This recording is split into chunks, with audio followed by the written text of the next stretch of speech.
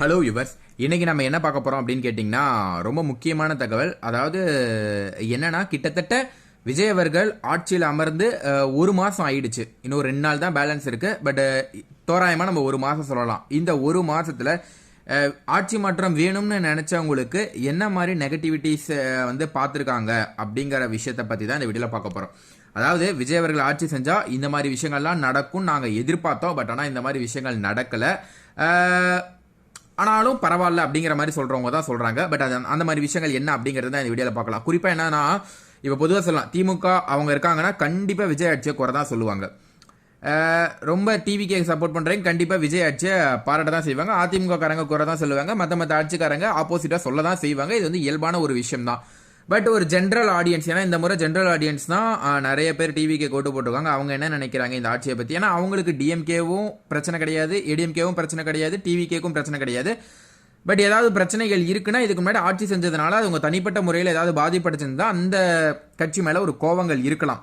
But அவங்களுடைய எதிர்பார்ப்பு எப்படி இருந்தது, என்ன மாதிரி விஷயங்கள் மேபி ஓவராலாக பார்க்கும்போது ஒரு பாசிட்டிவாகவே சொல்லலாம். ஏன்னா ஒரு மாசத்துல ஒன்றுமே பண்ண முடியாது. ஓரளவுக்கு விஜய் அவர்கள் பண்ணியிருக்காரு அப்படின்னே சொல்லலாம்.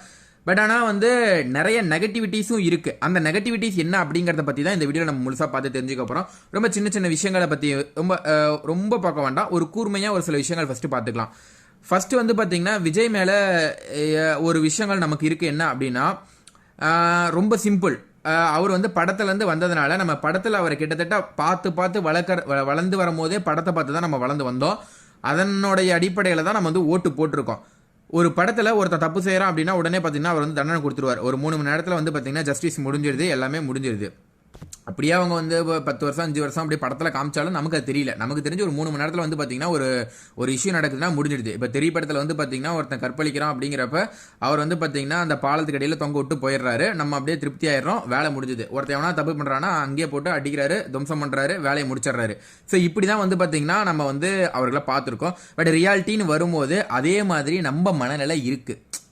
விஜய் அவர்கள் என்னப்பா டிஎம்கே வந்தாலும் இதை தான் பண்ணியிருக்கும் போல, ஏடிஎம்கே வந்தாலும் இதை தான் பண்ணியிருக்கும் போல, சேம் அதை தான் விஜய் அவர்களும் பண்ணுறாரு. குறிப்பாக சொல்லணும்னா கோவை சிறுமி வழக்கில் நம்ம வந்து சொல்லலாம். அந்த இஷ்யூ நடந்தப்பையாக இருக்கட்டும், இன்னும் ஒரு 2 சில இஷ்யூ, ஒரு கொலையாக இருக்கட்டும், இந்த மாதிரி நிறைய விஷயங்கள் இந்த குறிப்பிட்ட ஒரு மாதத்தில் நடந்திருக்கும் பார்த்தீங்களா. அதெல்லாம் ஒன்றும் பெருசாக விஜய் அவர்கள் வந்து பூம் பண்ணிக்கல அப்படிங்கிற மாதிரி சொல்லலாம். காரணம் என்னன்னா, மக்கள் என்ன எதிர்பார்த்துருப்பாங்கன்னு சும்மா பேசிக்காக சொல்கிறேன். பட் இது வந்து நடைமுறைக்கு சாத்தியம் இல்லை. பட் ஆனால் இந்த ஓட்டு போட்ட மக்களுக்கு என்ன தோணிருக்கும் அப்படின்னா, கோவை சிறுமி வழக்கு இறந்துட்டாங்க, உடனே விஜய் அவர்கள் வந்து பார்த்திங்கன்னா அங்கே போயிருக்கணும், போய் அந்த போலீஸ் சிரிச்சவங்களெல்லாம் சஸ்பெண்ட் பண்ணியிருக்கணும். ப்ளஸ் வந்து பார்த்திங்கன்னா அந்த குடும்பத்துக்கு ஆறுதல் சொல்லியிருக்கணும், இதுமாரி நடக்காத மாதிரி பார்த்துருக்கணும். இந்த மாதிரிலாம் வந்து பார்த்திங்கன்னா மக்கள் வந்து லைட்டாக எதிர்பார்த்துருப்பாங்க. எல்லாருக்குமே அந்த எதிர்பார்ப்பு இருந்தது. ஆனால் அது நடக்கலை. பட் ரியாலிட்டியில் அது நிறைய இஷ்யூஸ் வந்து கிரியேட் பண்ணலாம். ரியாலிட்டியில் நடக்க முடியாத மாதிரி கூட இருக்கலாம். அது நமக்கு தெரில. மேபி நடந்திருக்கலாம். இதுதான் வந்து மக்கள் எதிர்பார்த்தாங்க. ஏன்னா சினிமாவாக இருந்தால் இதுதான் நடந்திருக்கும். பட் ஆனால் அது வந்து பார்த்தீங்கன்னா இல்லை. ஸோ ரியாலிட்டியிலேருந்து மக்கள் தான் வெளியே வரணும். இது சினிமா கிடையாது. ஒன்று. ரெண்டாவது வந்து பார்த்தீங்கன்னா 200 யூனிட் ஃப்ரீ அப்படிங்கிற மாதிரி எல்லாருக்கும் சொல்லியிருந்தாரு. ஆனால் இப்போ வந்து பார்த்தீங்கன்னா அதுக்கு ஒரு இது பண்ணி 500 யூனிட்டுக்கு மேலே இருக்கவங்களுக்கு மட்டும்தான் ஃப்ரீ அப்படிங்கிற மாதிரி விஜய் அவர்கள் வந்து சொல்லியிருக்காரு. இது வந்து பார்த்தீங்கன்னா பெருசாக ரீச் ஆகலைனாலும் அவங்க வந்து எப்படி வந்து ஃபஸ்ட்டு கேம்பெயின் பண்ணும்போது என்ன சொல்லியிருந்தாங்கன்னா எல்லாருக்கும் ஃப்ரீ அப்படிங்கிற மாதிரி சொல்லியிருந்தாங்க. இன்னும் ஒரு வார்த்தை கூட ஏதோ ஆட் பண்ணியிருந்தாங்க, ஏதோ தகுதி வாய்ந்தவர்களுக்கு அப்படிங்கிற மாதிரி ஆட் பண்ணியிருந்தாங்க. பட் ஆனால் அந்த 500 யூனிட் அப்படிங்கிறது எதன் அடிப்படையில் தகுதி வாய்ந்தவங்க அப்படிங்கிற மாதிரி தெரில. அதில் அவங்க மேலே வைக்கக்கூடிய குற்றச்சாட்டு என்னன்னா, ஆல்ரெடி நட்டத்தில் போயிட்டு இருக்கு, எல்லாத்துக்கும் ஏன் கொடுக்கணும் அப்படிங்கிற மாதிரி அவங்க வந்து கேட்குறாங்க. ரொம்ப நியாயமான ஒரு விஷயம் தான். விஜய் அவர்கள் சைடுலேருந்து பார்க்கும்போது தான் ஏன் எல்லாருக்கும் கொடுக்கணும், அவங்க ஏசி வச்சுருப்பாங்க, அது வச்சுருப்பாங்க, அவங்களுக்குலாம் ரொம்ப ஏழ்மையாக இருக்கவங்களுக்கு மட்டும் போகட்டும் அப்படிங்கிற மாதிரி அவங்களுடைய திட்டம் ரொம்ப சூப்பராக இருக்குது. பட் மக்களோட கேள்வி என்ன அப்படின்னு கேட்டிங்கன்னா, இதை ஏன் வந்து கேம்பெயின் முன்னாடியே சொல்கிறது, 500 யூனிட் வரைக்கும் யூஸ் பண்ணுறவங்களுக்கு கண்டிப்பாக 200 யூனிட் தரோம் அப்படிங்கிற மாதிரி கேம்பெயின் முன்னாடியே சொல்லிட்டா நோ ப்ராப்ளம். இது ஏன்னா இதை பார்த்து யாரும் ஓட்டு போடுறதில்ல சொல்கிறேன். பட் ஆனால் இந்த விஷயத்த வந்து அவர் வந்து அப்பயே சொல்லியிருக்கலாம். பட் இருந்தாலும் இது தப்பு தானே. ஸோ இது ஒரு விஷயம். ரெண்டாவது வந்து பார்த்தீங்கன்னா விவசாய கடன் தள்ளுபடியும் ஒன்றுமே இல்லை. அவர் இதுதான் பண்ண போகிறார் அப்படிங்கிறது இது அப்படியே சொல்லியிருந்தா பிரச்சனை இல்லை. ஆனால் அவர் சொன்னது வேற, செஞ்சது வேற. ஸோ அதுவும் வந்து விஷயம். அதுக்கு என்ன காரணம் அப்படிங்கிறது இன்றைக்கி கூட சொல்லியிருந்தாரு. இதுக்கு முன்னாடி ஆட்சியில் இருந்தவங்க நிதியை எல்லா பக்கமும் அடைச்சிட்டு போயிட்டாங்க, ஒன்றுமே இல்லை அப்படிங்கிற மாதிரி சொல்லியிருந்தாங்க. கரெக்டான விஷயம் தான் அவர் இப்போ பண்ணது உண்மையான கரெக்டான விஷயம் தான், அதுதான் பண்ண முடியும், அது ஓகே தான். பட் ஆனால் இதை ஏன் வந்து முன்னாடி சொல்லலை, இல்லை முன்னாடி தெரியல அப்படிங்கிற மாதிரி சொல்கிறது ஒரு முட்டாள்தனம். காரணம் என்னன்னு கேட்டிங்கன்னா, கண்டிப்பாக இந்த பட்ஜெட்டில் போன பிப்ரவரியில் நடந்ததுலேயே சொன்னாங்க இந்த மாதிரி இவ்வளோ கடன் இருக்குது தமிழ்நாட்டுக்குன்னு. அதை தெரிஞ்சு தானே அறிவிச்சிருப்பாரு. பட் ஆனால் வந்து பார்த்திங்கன்னா அதுவும் ஆக்சுவலாக ஒரு தவறான ஒரு விஷயம்தான். இப்போது அதாவது விவசாயிகளுக்கு இலவசமாக கொடுத்தே ஆகணும் அப்படிங்கிற மாதிரிலாம் யாரும் கேட்கல. நான் என்ன சொல்கிறேன்னா, நீங்கள் அறிவித்தது ஒன்று செஞ்சது ஒன்று, அதை தான் வந்து தப்பு அப்படிங்கிற மாதிரி சொல்கிறோம். கண்டிப்பாக நீங்கள் வந்து இப்போ பண்ணதை முன்னாடியே அறிவிச்சிருந்தீங்கன்னா உங்களுக்கு ஓட் பேங்க் கம்மிலாம் ஆயிருக்காது. கண்டிப்பாக ஓட்டு போடுறவங்க ஓட்டு போட்டிருப்பாங்க உங்களுக்கு தான். பட் அதுவும் வந்து பார்த்தீங்கன்னா ஒரு அதிருப்தி மாதிரி, சின்ன ஒரு அதிருப்தி. மக்கள் வந்து என்னடா சொன்னது ஒன்று செஞ்சது ஒன்றா இருக்குது.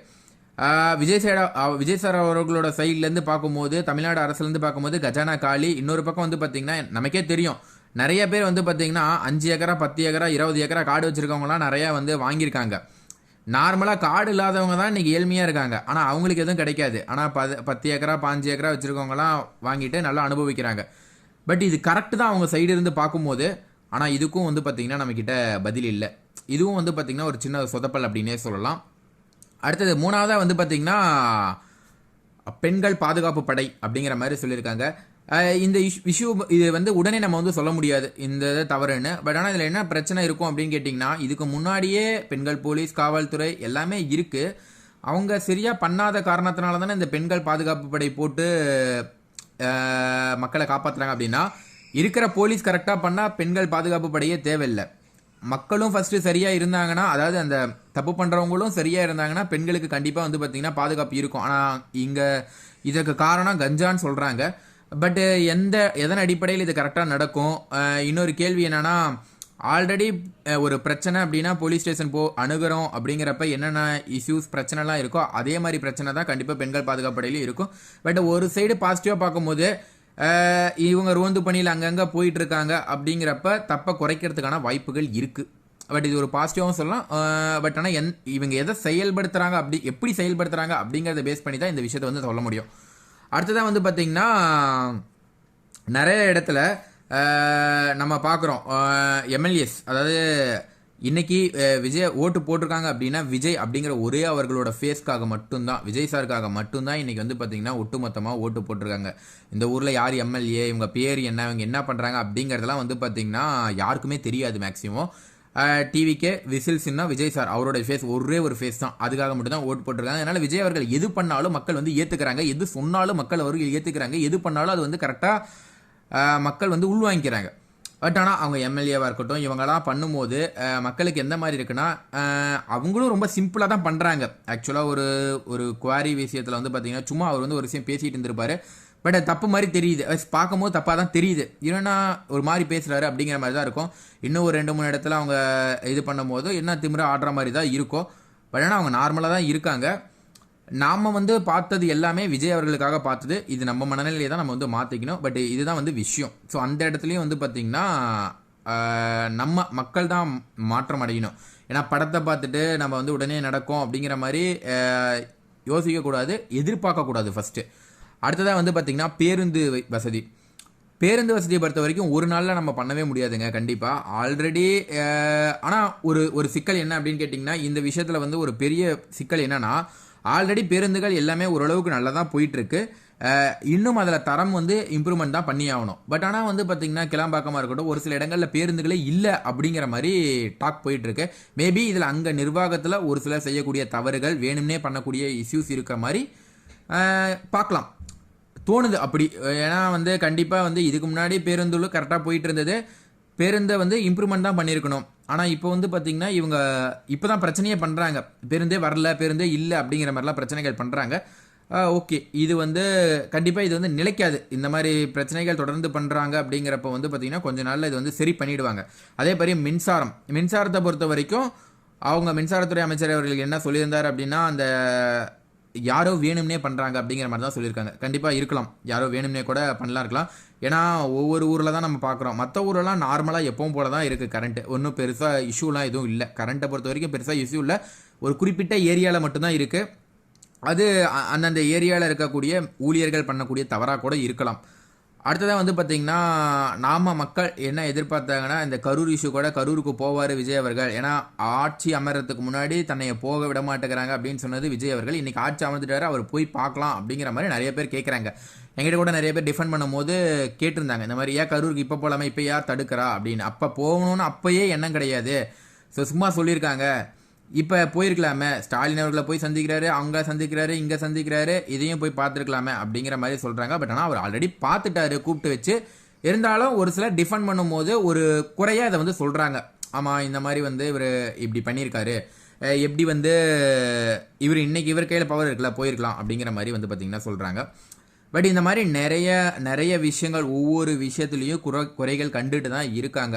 குறைகள் கண்டுபிடிப்பாங்க, குறைகள் நடந்துட்டு தான் இருக்கும். இன்னைக்கு விஜய் அவர்கள் பேசும்போது கூட என்ன சொல்லியிருந்தாருன்னா, ஒரு முக்கியமான விஷயத்த சொல்லியிருந்தாரு.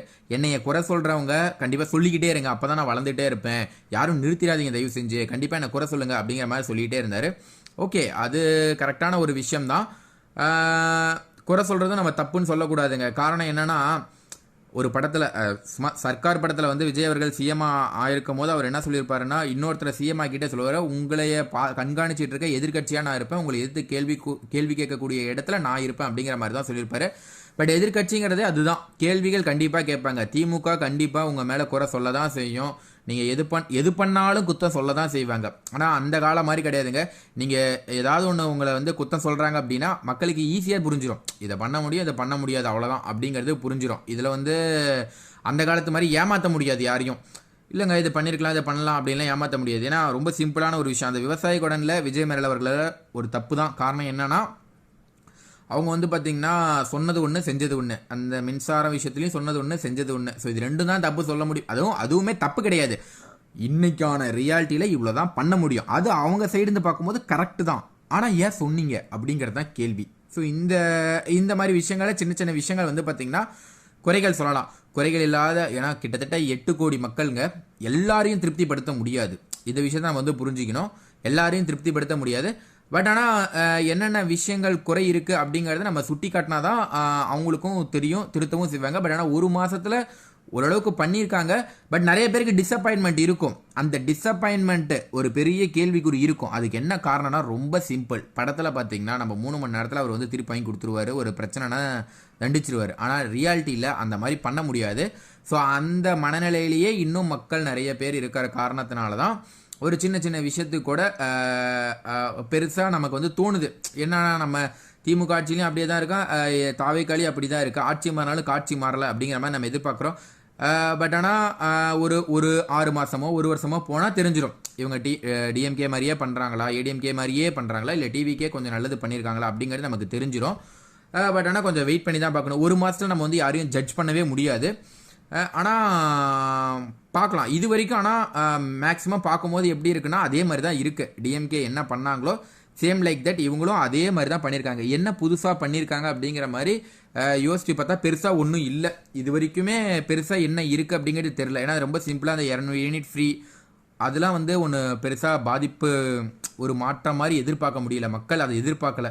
அதே மாதிரி வந்து பார்த்திங்கன்னா சிங்கப்படை பெண்கள், போதை கலாச்சாரம், ஒன்று சொல்லலாங்க. அந்த டாஸ்மாக் வந்து பார்த்திங்கன்னா க்ளோஸ் பண்ணது ரொம்ப சூப்பராக இருந்ததுன்னு அப்படின்னு சொல்லலாம். இந்த ஆட்சியில் ரொம்ப பாசிட்டிவாக பார்த்தது அந்த டாஸ்மாக் க்ளோஸ் பண்ணது. டக்குன்னு மூடிட்டாங்க, ஓகே அவ்வளோதான் அப்படிங்கிற மாதிரி க்ளோஸ் பண்ணிட்டாங்க. ரொம்ப இதாக இருக்குது. இன்னொரு விஷயம் சொல்லணும் அப்படின்னு கேட்டிங்கன்னா, அப்புறம் அந்த சிங்கப்படை பெண்கள் அந்த திட்டம் ஓகே, அது ரெண்டும் வந்து சொல்லலாம், புதுசாக போட்டிருக்காரு. பட் அதுவுமே எப்படி நடைமுறை பண்ண போகிறாங்க அப்படிங்கிறத பொறுத்து தான் இருக்குது.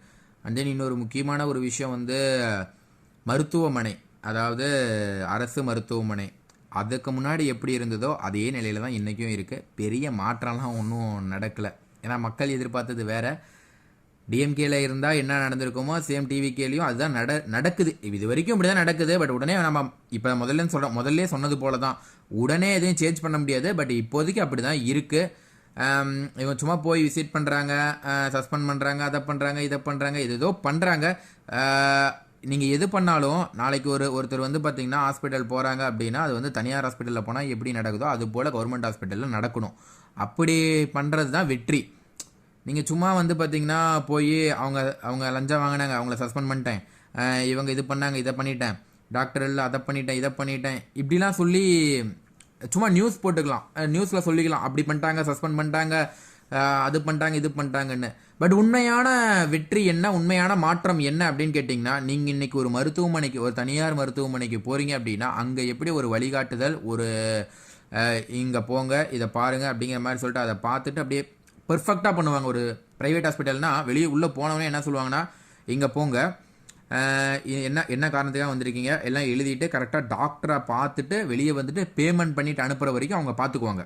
இது அப்படிங்கிற மாதிரி சொல்லுவாங்க. ப்ரைவேட் ஹாஸ்பிட்டலில் நமக்கு அவங்க சப்போர்ட் பண்ணி இது பண்ணுவாங்க. ஆனால் கவர்மெண்ட் ஹாஸ்பிட்டலில் நீங்கள் போனீங்கன்னா எதுக்குன்னா அங்கே போங்க அப்படிம்பாங்க. எங்கே அங்கே போனால் இங்கே போங்கம்பாங்க, இங்கே போனால் அங்கே போங்கம்பாங்க. இது எல்லா இடத்துலையும் நடக்கக்கூடிய ஒரு விஷயம் தான். இதில் இன்னும் மாற்றம்லாம் எதுவும் இல்லை. சரி அங்கே போகலாம் அப்படின்னு அங்கே போனாலும் அங்கே சரியாக ரெஸ்பான்ஸ் இருக்காது, அங்கே கண்டிப்பாக ரெஸ்பான்ஸ் இருக்காது. இது நடந்துகிட்டு தான் இருக்குது இது வரைக்குமே. அங்கேருந்து அடுத்தது பார்த்திங்கன்னா நம்ம ஒரு இடத்துக்கு வரோம் அப்படின்னா அங்கே சரியாக அவங்க பார்த்துட்டு ஏனோ தானோன்னு ஒரு மாத்திரையை கொடுத்து அனுப்பிவிடுவாங்க, ஒரு ஊசியை போட்டு அனுப்பிவிடுவாங்க. சிலருக்கு கேட்கும், சிலருக்கு அந்த நம்ம போய் நிற்கிறதே பார்த்திங்கன்னா அது ஒரு க்யூ மாதிரி நிற்பாங்க. எப்படின்னா நான் பார்த்துருக்கேன் ஒரு 2-3 இடத்துல பார்த்திங்கன்னா க்யூ மாதிரி நிற்பாங்க. இனிமேல் அந்த க்யூ வரிசை தான் நிற்கிது. ஒரு நோயாளி க்யூ மாதிரி நிற்கிறது மேபி 1-2 இடங்களில் நார்மலாக இருக்கலாம். பட் ரியாலிட்டி இது தான். அவங்கள போய் பார்த்துட்டு அதுக்கப்புறம் மருந்து வாங்குறதுக்கு ஒரு இடத்துக்கு போயிட்டு இந்த மாதிரி அதில் நிறைய சிக்கல்கள் இருக்குது. நான் என்ன சொல்ல வரேன்னா ரொம்ப சிம்பிளாக சொல்கிறேன். ஒரு இந்த மாதிரி நீங்கள் சஸ்பெண்ட் பண்ணுறது, லஞ்சம் வாங்குறாங்க, அது இது அதெல்லாம் விஷயம் கிடையாது. அதெல்லாம் வெற்றி கிடையாது. வெற்றி என்ன அப்படின்னு கேட்டிங்கன்னா, நாளைக்கு ஒரு மக்கள் எப்படி நீங்கள் தனியார் ஹாஸ்பிட்டல் போய் ஒரு விஷயம் பார்த்துட்டு வராங்களோ சிகிச்சை, அதே போல் கவர்மெண்ட் ஹாஸ்பிட்டல்லையும் போய் பார்த்துட்டு வரணும். இதுதான் கரெக்டான முறையான சிகிச்சையாக இருக்கும். நிறைய எம்எல்ஏ சேர்ந்தா கூட நீங்கள் அரசு மருத்துவமனையில் சேருங்க அப்படிங்கிற மாதிரி சொல்கிறாங்க. நீங்கள் அரசு மருத்துவமனையில் சேர்ந்தா கண்டிப்பாக உங்களுக்கு நல்லா தான் பார்ப்பாங்க. ஆனால் மக்களுக்கு அப்படி பார்க்க மாட்டாங்க. அதை நீங்கள் எப்போ புரிஞ்சுக்குவீங்க அப்படிங்கிறது தெரியல. இது சும்மா இதெல்லாம் எப்படி இருக்குன்னா ஒரு விளம்பரம் மாதிரி தெரியுது, இல்லை விளம்பரம் மாதிரியும் இல்லையா அப்படின்னு தெரில. நான் சொல்கிறது உங்களுக்கு புரியும் நினைக்கிறேன் பார்க்குறவங்களுக்கு. இதெல்லாம் விளம்பரத்துக்காக நீங்கள் விளம்பரத்துக்காக பண்ணாமல் கூட இருக்கலாம். ஆனால் இது பார்க்குறதுக்கு விளம்பரம் மாதிரி தான் தெரியும். ஏன்னா ரியாலிட்டி என்ன, இதுதான் ரியாலிட்டி. நான் சொல்கிறது தான் ரியாலிட்டி. ஒரு தனியார் ஹாஸ்பிட்டலில் போய் ட்ரீட்மெண்ட் பார்க்குறீங்க, எப்படி ஒரு ப்ரொசீஜர் நடக்குதோ அதே போல் கவர்மெண்ட் ஹாஸ்பிட்டல்லையும் நடக்கணும். இதுதான் ப்ரொசீஜர். இப்படி நடந்தால் தான் வெற்றி. சும்மா நாங்கள் சஸ்பெண்ட் பண்ணுறோம், இது பண்ணுறோம், அதெல்லாம் ஒரு வெற்றி கிடையாது. பட் அந்த மாதிரி ஒரு மாதத்தில் மாற்ற முடியாது. நான் ஏன் மாற்றலை சரியில்லை அப்படின்னு சொல்லலை, மாற்ற முடியாது. அந்த மாதிரி மாற்றினா நல்லாயிருக்கும் அப்படிங்கிற மாதிரி ஒரு எதிர்பார்ப்பு, அவ்வளோதான். நான் 2-3 பேர்கிட்ட பேசி பார்த்தேன், இந்த மாதிரி பண்ணால் நல்லா இருக்குமே, இந்த வீட்டுக்கு 2500 கொடுக்குறேன்னு சொன்னாங்கல்ல, ஏன் 2500 கொடுக்கணும், அதுக்கு பதிலாக இந்த மாதிரி ஒரு அரசு மருத்துவமனையை பக்காவாக ப்ரொசீஜர் பிரகாரம் பண்ணி சூப்பராக ஃப்ரீயாக பயங்கரமாக பண்ணி ஒரு பெர்ஃபெக்டாக பண்ணால் நல்லாயிருக்கும், ஒரு தனியார் ஹாஸ்பிட்டலோட போட்டி போடுற மாதிரி பயங்கரமாக இருந்தால் நல்லா இருக்குமே அப்படிங்கிற மாதிரி நான் எதிர்பார்த்தேன். அப்போ பேசிகிட்டு இருக்கும்போது அவங்க என்ன சொன்னாங்கன்னா, அதெல்லாம் பண்ண முடியும், ஆனால் பண்ணால் அவங்களுக்கு மக்கள் திரும்ப ஓட்டு போட மாட்டாங்க அப்படிங்கிற மாதிரி. இந்த ஏதோ சர்க்கார் படத்தில் ஒரு வசனம் வரும் பார்த்தீங்களா, மக்கள் பசி பட்டினி பஞ்சத்தில் இருக்கணும், அப்போ தான் அவங்க காசு கொடுக்குறத வாங்கிட்டு ஓட்டு போடுவாங்க, இல்லைனா ஓட்டு போட மாட்டாங்க, எல்லாம் மாற்றம் பண்ணிட்டாங்கன்னா ஓட்டு போட மாட்டாங்க அப்படிங்கிற மாதிரி சொல்லுவாங்கல்ல. ஸோ அதெல்லாம் என்னன்னு தெரில, நம்ம போக தான் பார்க்க முடியும். பார்க்கலாம், இன்னும் ஒரு 6 மாதமோ 1 வருஷமோ போய் பார்க்கலாம். இப்போதைக்கு எனக்கு தெரிஞ்சு டிஎம்கே இருந்தால் என்ன பண்ணியிருக்குமோ, ஏடிஎம்கே இருந்தால் என்ன பண்ணியிருக்குமோ, சேம் லைக் தட் அதுதான் டிவிகேவும் பண்ணுறாங்க. பெருசாக நம்ம எதிர்பார்த்தது நடக்கலை அப்படிங்கிறது ஒரு இது. என்ன எதிர்பார்த்தது நடக்கலை அப்படின்னு நீங்கள் கேட்டிங்கன்னா ரொம்ப சிம்பிள். என்னன்னு சொல்லலாம், அந்த 200 யூனிட் ஃப்ரீ, ஆக்சுவலாக ஃப்ரீக்கே நான் எதிரானவனே சொல்லலாம். ஃப்ரீயே கொடுக்கக்கூடாதுன்னு நான் நினைக்கிறேன். பட் ஆனால் பேருந்து தரமாக இருக்கணும், அரசு மருத்துவமனை தரமாக இருக்கணும், தனியார் போல் இருக்கணும், பேருந்து தனியார் போல் இருக்கணும். ஏன்னா தனியொருவன் ஒரு படம் இருக்கும், அந்த படத்தில் சொல்லியிருப்பாங்க, ஒரு தனியாரால் நடத்த முடியுது, ஏன் கவர்மெண்டால் நடத்த முடியல அப்படிங்கிற மாதிரி. அந்த மாதிரி அது நல்லா பக்காவாக இருக்கணும். ஒரு சாலை வசதியாக இருக்கட்டும், ஒரு ட்ரைனேஜ் வசதியாக இருக்கட்டும், அடிப்படை தேவைகள்னு சொல்லுவாங்க பார்த்தீங்களா, ஒரு கல்லூரியாக இருக்கட்டும், ஒரு பள்ளிக்கூடமாக இருக்கட்டும், அடிப்படை தேவைகள். போதை கலாச்சாரம் இல்லாத இடமா இருக்கட்டும், பெண்களுக்கு பாதுகாப்பாக இருக்கட்டும். அடுத்ததாக பார்த்திங்கன்னா இன்னும் என்ன, அந்த 2500 ரூபாயை கூட நிறுத்திட்டு விஜய் அவர்கள் டக்குன்னு எந்த மாதிரி சொல்லலாம்னா, நான் சும்மா ஒரு கற்பனையில் சொல்கிறேன்னு வச்சுக்கோங்களேன், உண்மையாலுமே கொடுங்க ஏழைங்களுக்கு. எப்படின்னா, வீடு இல்லாதவங்களுக்கு பார்த்து யாருக்கு வீடு இல்லையோ அவங்களுக்கு வீடு கொடுங்க, யாருக்கு 3 வேளை சாப்பிட்றதுக்கு உணவு இல்லையோ அவங்களுக்கு உணவு கொடுங்க, யாருக்கு இருக்க இடம் உடுக்க உடை இல்லையோ அவங்களுக்கு உடை கொடுங்க, அடிப்படை தேவைகள் அவங்களுக்கு இல்லையோ அவங்களுக்கு அடிப்படை தேவை பார்த்து பண்ணுங்க. ஸோ இந்த மாதிரி பண்ணுங்க, இது கரெக்டாக ஏற்றுக்கலாம். ஆனால் இந்த 2000 ரூபா எப்படி இருக்குன்னா, ஏழைங்களுக்கு சில பேர்த்துக்கு போகலை, பணக்காரங்களுக்கு சில பேர்த்துக்கு போகுது, தகுதி வாய்ந்தவங்களுக்கு போகலை. சரி, நான் சொல்கிறது 2500 கிடையாது, 1000 ரூபாய். அதே மாதிரி தான் 2500 பண்ண போகிறாங்க, அப்படி சொல்கிறேன். தகுதியானவங்களுக்கு போகலை, தகுதி இல்லாதவங்களுக்கு சில பேர்த்துக்கு போகுது. ஸோ அப்படி போயிட்டுருக்கு. ஸோ இந்த இஷ்யூ, ஸோ அதான் பொதுவான விஷயங்கள் கரெக்டாக பண்ணாவே போதும். இதை பார்த்தே மக்கள் வந்து ஓட்டு போட்டுருவாங்க. பெருசாக வந்து இன்னைக்கு வந்து கடைசி நேரத்தில் காசு கொடுத்தா மாற்றி போகிற அளவுக்குலாம் மக்கள் யாரோடைய மனநிலையும் இல்லை. இதை புரிஞ்சுக்கிட்டு என்ன நடக்குது அப்படிங்கிறத பொறுத்திருந்து பார்க்கலாம். நன்றி, வணக்கம். மீண்டும் இன்னொரு வீடியோவில் சந்திப்போம்.